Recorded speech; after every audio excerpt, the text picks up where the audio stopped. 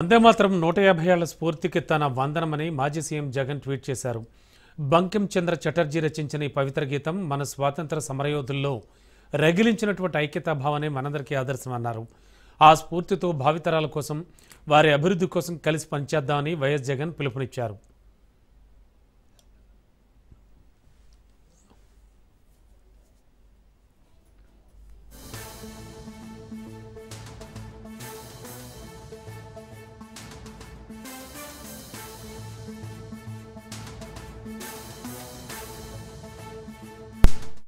ఉప ముఖ్యమంత్రి భట్టి విక్రమార్కతో ఉన్నత విద్యా సంస్థల సమాఖ్య జరిపిన చర్చలు సఫలమయ్యాయి. చాలాసేపు హైడ్రామా తర్వాత ఈ చర్చలు ఫలించాయి. దీంతో రేపటి నుంచి తెలంగాణలో యథావిధిగా విద్యా సంస్థలు తెరుచుకుంటాయి. తాజాగా కాలేజీ యాజమాన్యాలతో డిప్యూటీ సీఎం భట్టి చర్చించి ఒప్పించారు. మొత్తం 900 కోట్లు విడుదల చేసేందుకు అంగీకరించారు.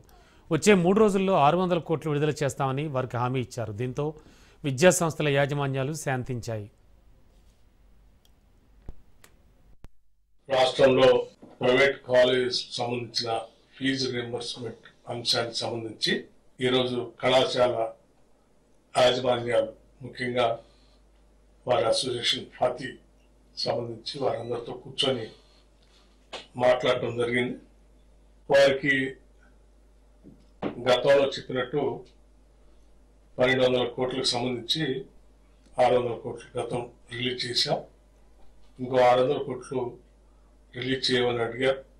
ఈ నెలలో దానికి సంబంధించి వెంటనే 2-3 రోజుల్లో వాటి పరిష్కారం చేస్తూ అదనంగా ఇంకో 300 కోట్లు కూడా అంటే మొత్తంగా 1500 కోట్లకు సంబంధించి వారు అడగటం జరిగింది. తప్పనిసరిగా వాటిని పరిష్కారం చేసే దిశలో ఒక యాక్షన్ ప్లాన్ కూడా ప్రకటించి వారికి చెప్పడం జరిగింది.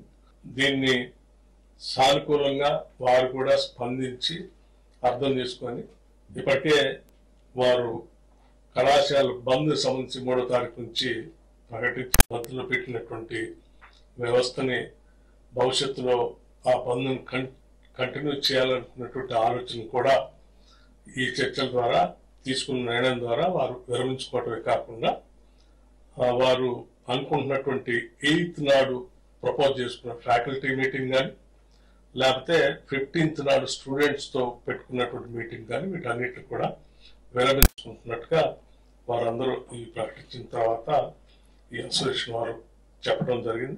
తప్పనిసరిగా వారు ప్రభుత్వం పరంగా రాష్ట్ర ముఖ్యమంత్రి గౌరవ ముఖ్యమంత్రి రేవంత్ రెడ్డి గారు అట్లాగే క్యాబినెట్ అంతా కూడా ఆలోచన చేసి ఉప ముఖ్యమంత్రి గారు నేను వాళ్ళ కోమటిరెడ్డి వెంకటరెడ్డి గారు ఈరోజు వారందరితో కూర్చొని చర్చించి స్వాతంత్ర్య ఉద్యమంలో కోట్ల మంది భారతీయుల్లో స్ఫూర్తి నింపిన వందేమాతర గేయానికి నేటితో 150 ఏళ్లు పూర్తయిన సందర్భంగా హైదరాబాద్ గన్ ఫౌండరీలో సామూహిక గేయాలాపన కార్యక్రమం నిర్వహించారు.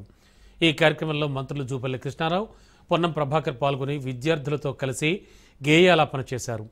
మన దేశ స్వాతంత్ర పోరాటంలో కశ్మీర్ నుంచి కన్యాకుమారి వరకు వందేమాతరం నినాదంలా నిలిచిందన్నారు మంత్రి జూపల్లి. బంకిం చంద్ర చటర్జీ రచించిన వందేమాతరం యావత్ దేశాన్ని ఉద్యమ స్ఫూర్తితో నడిపించిందన్నారు.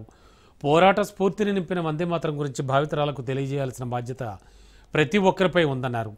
వందేమాతరం గేయం స్వాతంత్ర సమరయోధుల్లో ధైర్యం నింపిందని, అదే స్ఫూర్తితో విద్యార్థులు కూడా జీవితంలో సవాళ్లను ఎదుర్కొని ఉన్నత శిఖరాలకు చేరాలని ఆకాంక్షించారు.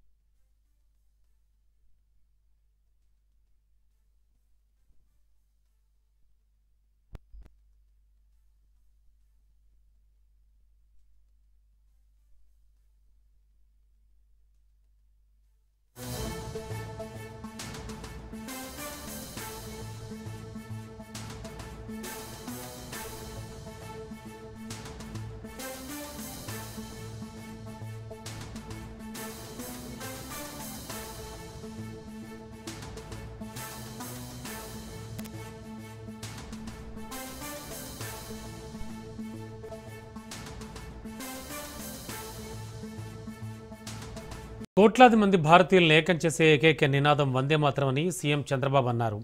వందేమాతర గేయం యావత్ భారత సంస్కృతి సంప్రదాయాలకు భౌగోళిక స్వరూపానికి ప్రతీకగా నిలిచిందన్నారు. 150 ఏళ్లు పూర్తి చేసుకునే గేయాన్ని నిత్యం మన్నం చేసుకుంటూ భిన్నత్వంలోనే ఏకత్వం ఉందని నిరూపిద్దామన్నారు. ప్రధాని నరేంద్ర మోడీ నిర్దేశించినట్లుగా మనమంతా కలిసి 150 ఏళ్ల వందేమాతర గేయం ఉత్సవాలను నిర్వహించుకుందామని పిలుపుస్తున్నామన్నారు. అందరికీ నమస్కారాలు. దేశభక్తికి, స్వాతంత్ర పోరాట స్ఫూర్తికి ప్రతీక వందేమాతరం గేయం బంకించంద్ర చట్టోపాధ్యాయ గారు రాసిన ఈ గేయం దేశభక్తిని చాటే విధంగా రూపకల్పన చేశారు. సుజలాం సుఫలాం అని భారతదేశ చరిత్రని కీర్తించే విధంగా ఈ పాటలో రూపొందించడం జరిగింది. అదే సమయంలో స్వాతంత్ర పోరాటంలో పెద్ద ఎత్తున పోరాట స్ఫూర్తిని నింపినటువంటి ఏకైక పాట వందేమాతరం. అంతేకాకుండా ఎన్నో ఉద్యమాలకు నాంది పలికింది. అనేక పోరాటాలకు తీవ్ర రూపాన్ని తీసుకుపోయేదానికి ఒక స్ఫూర్తినిచ్చింది. ఈ రోజుకి కరెక్ట్గా 150 సంవత్సరాలు అవుతుంది. ఈ సందర్భంగా ఈ రోజు నుంచి ఒక సంవత్సరం పాటు ఒక ఉత్సవం మారిగా నెమరు వేసుకునే కార్యక్రమానికి శ్రీకారం చుట్టారు. ఈరోజు మనందరం గుర్తుపెట్టుకోవాల్సిన అవసరం ఉంది. ప్రతి ఒక్కరిలో దేశభక్తిని, అదే సమయంలో సమైక్యతను పెంపొందించే ఏకైక కార్యక్రమం ఈ వందేమాతరం. అందుకే ప్రతి ఒక్కరు కూడా గుర్తుపెట్టుకుని రాబోయే రోజుల్లో దేశభక్తితో ప్రపంచంలోనే నెంబర్ 1 దేశంగా భారతదేశం తయారు కావాలంటే అనునిత్యం మనం ఈ స్ఫూర్తిని ముందుకు తీసుకుపోవాల్సిన అవసరం ఉంది. దీనికి సంవత్సరం అంతా ఈ కార్యక్రమాన్ని జయప్రదం చేస్తూనే ప్రతి ఒక్కరిలో ఆ స్ఫూర్తిని నింపే విధంగా మీరందరూ కృషి చేయాల్సిందిగా మరొక్కసారి కోరుకుంటూ అందరికీ నమస్కారాలు. వందే మాతరం, వందే మాతరం, వందే మాతరం. వందేమాతరం జాతీయ గీతం రచించి 150 సంవత్సరాలు పూర్తయిన సందర్భంగా రాష్ట్ర వ్యాప్తంగా ప్రత్యేక కార్యక్రమాలు నిర్వహిస్తున్నారు. ఈ నేపథ్యంలో సంగారెడ్డి జిల్లా బొంతపల్లిలో జరిగినటువంటి ఓ పెళ్లి వేడుకలో దేశభక్తి వెల్లివిరిసింది. పెళ్లి వేదికపై వందేమాతరం గేయాలాపన చేశారు. వికారాబాద్ బీజేపీ నేతలు శ్రీకాంత్, మాధవరెడ్డి, సతీష్ తదితరులు వధూవరులు వేదికపై గీతాన్ని ఆలపించడంతో పెళ్లి ప్రాంగణం అంతా దేశభక్తి నినాదాలతో మార్మోగింది. జాతీయ గీతం వందేమాతరం రచించి నవంబర్ 7తో 150 ఏళ్లు పూర్తవుతోంది. ఈ సందర్భాన్ని పురస్కరించుకుని దేశవ్యాప్తంగా ఏడాది పొడవునా వేడుకలు నిర్వహించాలని కేంద్ర ప్రభుత్వం నిర్ణయించింది. ఈ వేడుకలకు శుభారంభంగా ఈరోజు ఢిల్లీలోని ఇందిరాగాంధీ ఇండోర్ స్టేడియంలో కార్యక్రమం జరుగుతోంది. ఈ కార్యక్రమానికి ప్రధానమంత్రి అతిథిగా హాజరయ్యారు. ఈ సందర్భంగా వందేమాతరం గేయం ఆధారంగా రూపొందించిన డాక్యుమెంటరీని ఆవిష్కరించడంతో పాటు స్మారక తపాలా బిళ్ళ, స్మారక నాణేలను కూడా విడుదల చేశారు.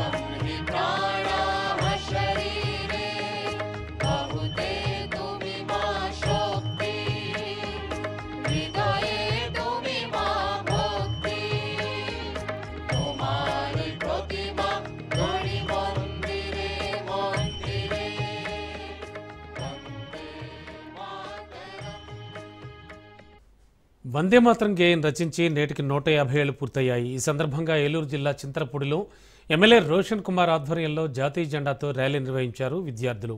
బంకిం చంద్ర చటర్జీ రచించిన వందే మాతర గీతం స్వతంత్ర ఉద్యమంలో దేశాన్ని ఏకతాటిపై నడిపించేందుకు ప్రేరణగా నిలిచిందన్నారు ఎమ్మెల్యే. నేటి తరం విద్యార్థులు వందే మాతరం గీతంలో ఉన్న అర్థాన్ని తెలుసుకుని అవసరమైన సమయాల్లో దేశ ఔన్నత్యాన్ని, సార్వభౌమత్వాన్ని చాటాలన్నారు.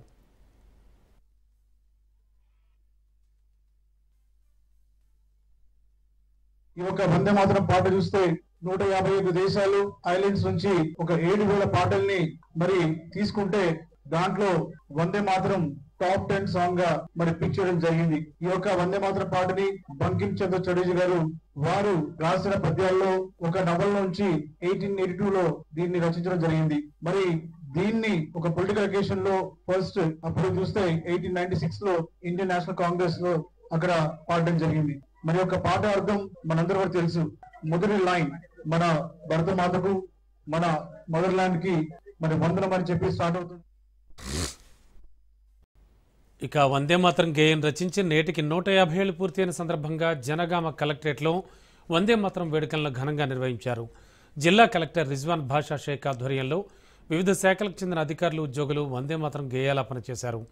బంకిం చంద్ర చటర్జీ రచించిన వందే మాతరం యావత్ దేశాన్ని ఉద్యమ స్ఫూర్తితో నడిపించిందని, పోరాట స్ఫూర్తిని నింపిన వందే మాతరం గురించి భావితరాలకు తెలియజేయాల్సిన బాధ్యత ప్రతి ఒక్కరిపై ఉందన్నారు జిల్లా కలెక్టర్.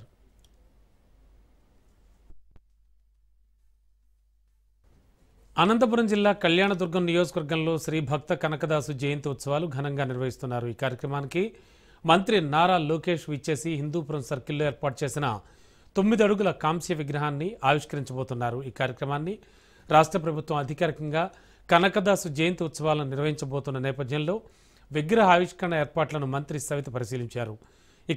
ఇక్కడ ఏర్పాట్లకు సంబంధించి మరింత సమాచారం కోసం మంత్రి సవితతో మా ప్రతినిధి Jeevan Kumar face to face చూద్దాం. భక్త కనకదాసు విగ్రహ ఆవిష్కరణ కార్యక్రమం రేపటి రోజున అంగరంగ వైభవంగా కళ్యాణదుర్గం నియోజకవర్గంలో అయితే చేపట్టడం జరుగుతుంది. ఈ యొక్క కార్యక్రమాలను పరిశీలించడానికి రాష్ట్ర మంత్రి సవితమ్మ గారు అయితే వచ్చిన ఇక్కడ ఏర్పాట్లు అయితే పరిశీలించడం జరుగుతోంది. అయితే ఆమె మాటలను తెలుసుకునే ప్రయత్నం చేద్దాం.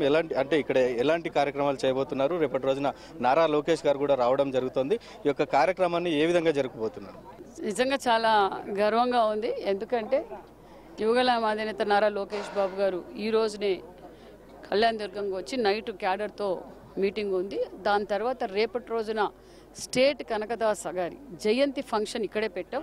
అందుకు స్వయాన లోకేష్ బాబు గారు రావటం నిజంగా ఒక పక్క బీసీలకు, మరి అదేవిధంగా కులస్తుల మా కుల బాంధవులందరికీ చాలా గర్వంగా ఉంది. ఎందుకంటే స్థానిక శాసనసభ్యులు మరి సురేంద్ర బాబు గారు 9 అడుగుల విగ్రహాన్ని ఇక్కడ ఏర్పాటు చేసి మరి ఈ సమాజానికి అంకితం చేయడం నిజంగా మా కుల బాంధవులు నిజంగా చాలా గర్వపడుతున్నారు. మొన్నటి రోజునే మరి తిరుపతిలో కూడా మరి కాంచు విగ్రహం ఒకటి ఏర్పాటు చేసాం. మా తండ్రి గారి పేరు మీద కనకదాసు గారి విగ్రహం ఏర్పాటు చేసాం. అందుకు కూడా యువగల అధినేత నారా లోకేష్ బాబు గారు సహకరించడం, మరి అదేవిధంగా అక్కడ స్థానిక శాసనసభ్యులు, ఇన్ఛార్జ్ మినిస్టర్, రెవెన్యూ మినిస్టర్ మన అనగాని సత్యప్రసాద్ కూడా ఏర్పాటు చేయడం. అంటే ఆయన ఒక గొప్ప కవి కనకదాస్ గారు. ఆయన కీర్తనలు కావచ్చు, ఆయన సూచనలు మరి అవన్నీ అమలుపరచాలన్న ఉద్దేశంతో మరి స్వయాన లోకేష్ బాబు గారు రావడం నిజంగా చాలా గర్వంగా ఉందన్న విషయం కూడా మీకు తెలియజేస్తున్నాం. మేడం, ఇప్పుడు కనకదాస విగ్రహాన్ని ఏర్పాటుతో పాటు కురుబలను ఐక్యంగా ఉంచే కార్యక్రమం అయితే చేయబోతున్నారు. ఈ యొక్క పండుగ ద్వారా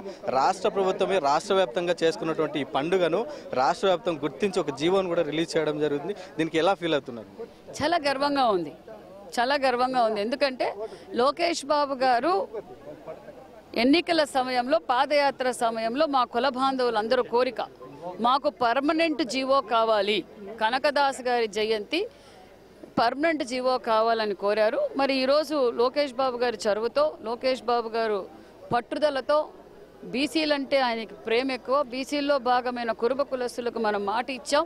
ఈ కనకదాస్ జయంతి స్టేట్ ప్రోగ్రాం పర్మనెంట్ జీవో కావాలన్నారు. ఈరోజు పర్మనెంట్ జీవో కూడా అందజేశారు.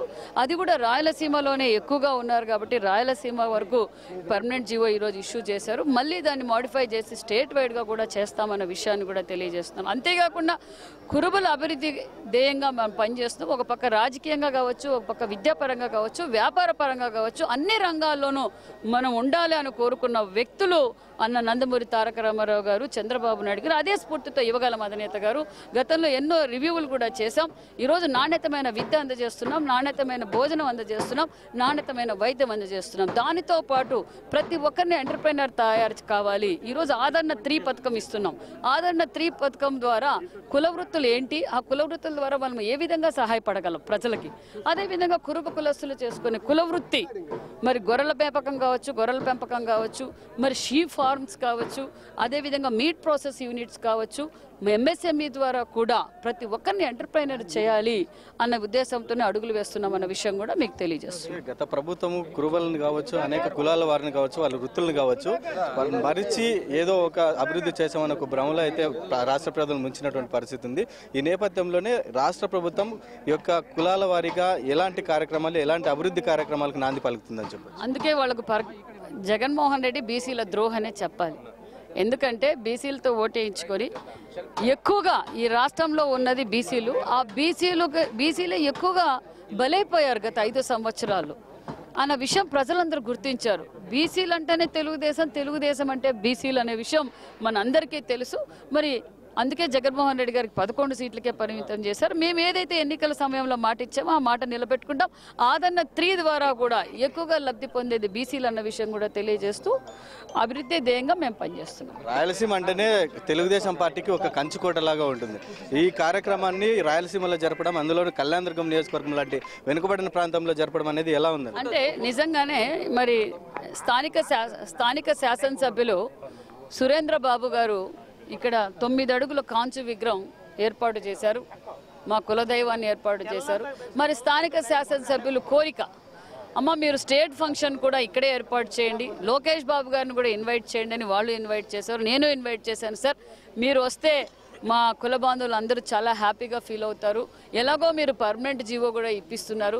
ఇది రాష్ట్ర మంత్రి సవితమ్మ గారు ఇక్కడ ఉన్నటువంటి భక్తి కనకదాసు విగ్రహ ఆవిష్కరణ ఏర్పాట్లను పరిశీలించడంతో పాటు రాష్ట్ర ప్రభుత్వం ఏ విధమైనటువంటి చర్యలు చేపట్టబోతుంది, కురుబలకు ఎలాంటి అనేక సంక్షేమ పథకాలు, ఏ విధమైనటువంటి పథకాలు తీసుకురావడం జరుగుతోంది, అదేవిధంగా కురుబల ఐక్యత కోసం, కురుబల సంక్షేమ అభివృద్ధి కోసం రాష్ట్ర ప్రభుత్వం తీసుకున్నటువంటి అనేక సంక్షేమ కార్యక్రమాలతో పాటు ఈ యొక్క భక్తి కనకదాసు జయంతి ఉత్సవాలు రాష్ట్ర వ్యాప్తంగా ఒక పండుగలా నిర్వహించబోతున్నామని తెలుపుతున్నటువంటి పరిస్థితి. అదేవిధంగా నారా లోకేష్ కూడా ఈ యొక్క పండుగకు వస్తున్నటువంటి నేపథ్యంలో అనేక కట్టుదిట్టమైన భద్రతా ఏర్పాట్లను కూడా ఏర్పాటు చేయడంతో పాటు వచ్చే ఈ యొక్క కుల సంఘాలతో పాటు కులాల వారికి వచ్చే వాళ్ళకు కూడా ఎలాంటి అవాంఛనీయ సంఘటనలు జరగకుండా కనీస సౌకర్యాలతో పాటు అనేక సౌకర్యాలు కల్పిస్తూ ఇక్కడ ఎలాంటి అవాంఛనీయ సంఘటనలు జరగకుండా ఇక్కడ పరిశీలనలు కూడా ఏర్పాటు చేయడం జరిగిందని చెప్తున్నటువంటి పరిస్థితి. కెమెరా పర్సన్ పరశురామ్తో జీవన్ కుమార్, రాజ్ న్యూస్, అనంతపురం నుంచి. అనంతపురం జిల్లా కళ్యాణదుర్గానికి రానున్నారు మంత్రి నారా లోకేష్. కనకదాసు జయంతి సందర్భంగా కళ్యాణదుర్గానికి ఆయన వస్తున్నారు. ఘన స్వాగతం పలికేందుకు కూడా టీడీపీ నేతలంతా భారీగా ఏర్పాట్లు చేస్తున్నారు. ఈ సందర్భంగా నారా లోకేష్ పర్యటనకు సంబంధించిన భద్రతా ఏర్పాట్లను జిల్లా ఎస్పీ జగదీష్తో కలిసి ఎమ్మెల్యే ఎంఎస్ రాజు పరిశీలించారు. కనకదాస్ జయంతి సందర్భంగా ఎమ్మెల్యే అమిలినేని సురేంద్రబాబు ఆధ్వర్యంలో ఈ ఉత్సవాలు ఘనంగా నిర్వహించనున్నామని, ఈ వేడుకలకు ముఖ్య అతిథిగా నారా లోకేష్ రానున్నారని తెలిపారు ఎంఎస్ రాజు.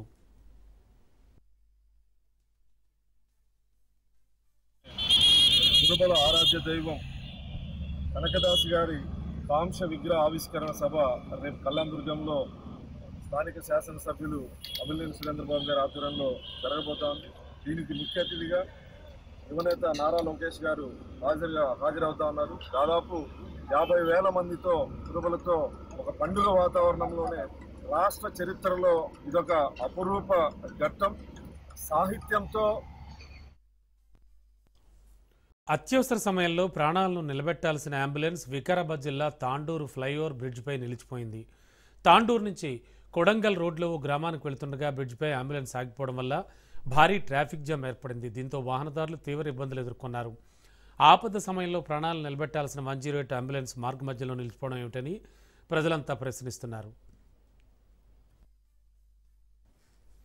హైదరాబాద్ బాచుపల్లిలోని తెలుగు విశ్వవిద్యాలయంలో విద్యార్థి ఆత్మహత్య ఘటన కలకలం రేపింది. యూనివర్సిటీలో బి డిజైన్ 3వ సంవత్సరం చదువుతున్న పరశురాం యూనివర్సిటీలోని హాస్టల్ గదిలో ఉరివేసుకుని ఆత్మహత్యకు పాల్పడ్డాడు. మృతుడి తల్లిదండ్రులు, బంధువులు విశ్వవిద్యాలయం వద్దకు చేరుకుని ధర్నాకు దిగారు. కుమారుడు ఆత్మహత్యకు గల కారణాలు బయటపెట్టాలని, బాధ్యులపై చర్యలు తీసుకోవాలని వారంతా డిమాండ్ చేశారు. సమాచారం అందుకున్న బాచుపల్లి పోలీసులు ఘటనాస్థలికి చేరుకుని పరిస్థితిని అదుపులోకి తెచ్చారు. కేసు నమోదు చేసి దర్యాప్తు చేస్తున్నారు.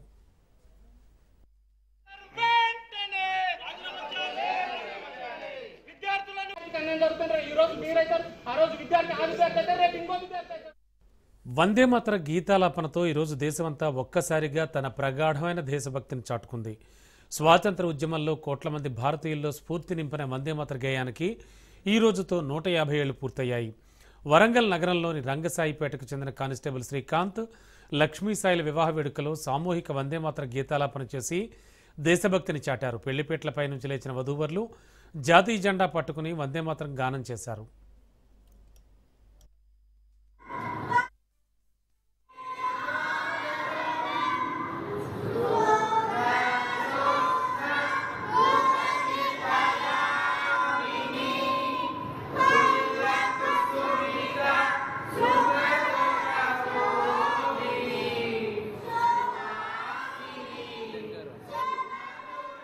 ఎంజిఎం హాస్పిటల్లో రాత్రివేళ కొందరు అన్యమతస్తులు ప్రవేశించి హిందువులను ఉద్దేశించి దేవుడు కాపాడు, యేసుప్రభు మాత్రమే కాపాడుతాడంటూ ప్రచారానికి తెరలేపారు.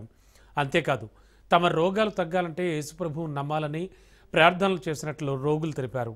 వైద్యులు న్యాయం చేయలేని వాటిని ప్రభువు చేస్తాడని వారు అన్నట్లు సమాచారం. ఈ ఘటనపై ఎంజిఎం సూపరింటెండెంట్ తక్షణమే చర్యలు తీసుకోవాలని, ఇలా పునరావృతం కాకుండా చూడాలని రోగులు కోరుతున్నారు.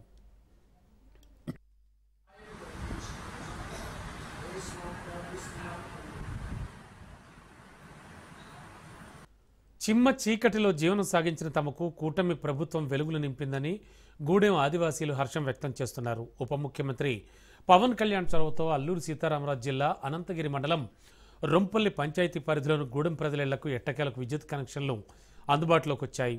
విద్యుత్ వెలుగులు లేక అజ్ఞాతంలో ఉన్న తమ పరిస్థితిని అర్థం చేసుకున్న పవన్ కళ్యాణ్కు రుణపడి ఉంటామన్నారు. తమ గ్రామానికి విద్యుత్ అందేలా చేసిన పవన్ కళ్యాణ్కు కృతజ్ఞతలు తెలుపుతూ ఆయన చిత్రపటానికి సందర్భంగా పాలాభిషేకం చేశారు గిరిజనులు.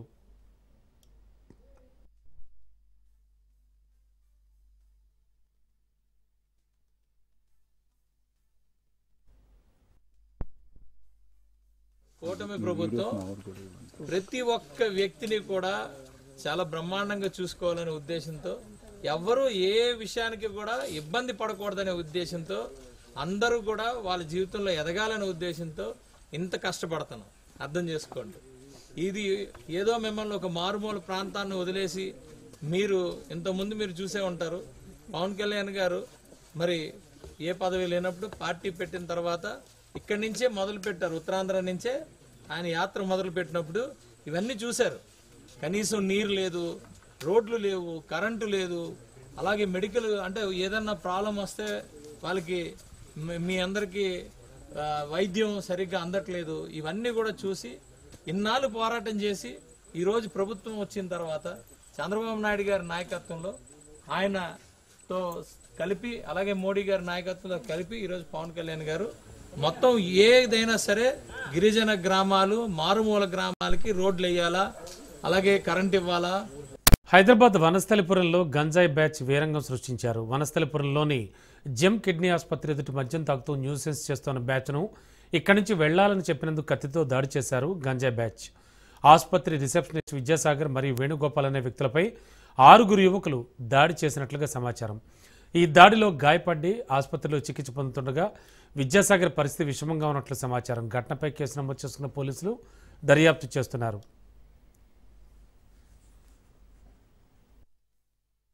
నేను doctor Santosh, gem kidney hospital. నిన్న మా హాస్పిటల్లో పనిచేస్తున్నటువంటి ఒక ఎంప్లాయీ మీద కొంతమంది మందు తాగుతున్నటువంటి స్టూడెంట్స్ మా హాస్పిటల్ ఎదురుగా కార్నర్లో తాగుతుంటే, ఇక్కడ హాస్పిటల్ ఉంది, పేషెంట్లకు ఇబ్బందిగా ఉంటుంది, తాగకూడదు అని చెప్పినందుకు గొడవ పెట్టుకుని మా ఎంప్లాయీని కత్తితో పొడవడం అనేటటువంటిది జరిగిందండి. అయితే అది చాలా సివియర్ ఇంజరీ అయింది. ఫస్ట్ అంత సివియర్ ఉండకపోవచ్చు అని మేము అనుకున్నాం, కానీ అది సర్జరీకి దారి తీసింది. పొట్ట లోపల పేగుకు కూడా రంధ్రం పడింది ఆ పొడవడం వల్ల. కాబట్టి తనకు రాత్రి 11 నుంచి 2.5 గంటల వరకు సర్జరీ చేయడం అనేటటువంటిది జరిగింది. ఆ పేగు ఏదైతే హోల్ పడిందో దాన్ని రిపేర్ చేశాము, కానీ పేషెంట్ పరిస్థితి ఇప్పుడే. కలియుగ ప్రత్యక్ష దైవం తిరుమల శ్రీవారిని పలువురు ప్రముఖులు దర్శించుకున్నారు. ఈడీ అధికారి రాహుల్ నవీన్, ఏపీ రాష్ట్ర ఎన్నికల కమిషనర్ నీలం సాహ్ని, సినీ నటి దివి వేరువేరుగా శ్రీవారిని దర్శించుకుని మొక్కులు చెల్లించుకున్నారు. స్వామివారి దర్శనం అనంతరం వేద పండితులు వేద ఆశీర్వచనం అందించగా ఆలయ అధికారులు స్వామివారి తీర్థ ప్రసాదాలు అందజేశారు.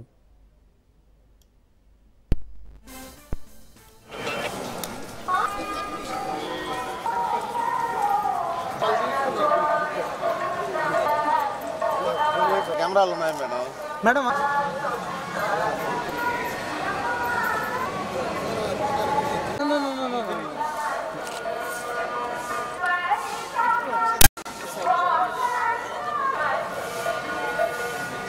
సరిపోదు.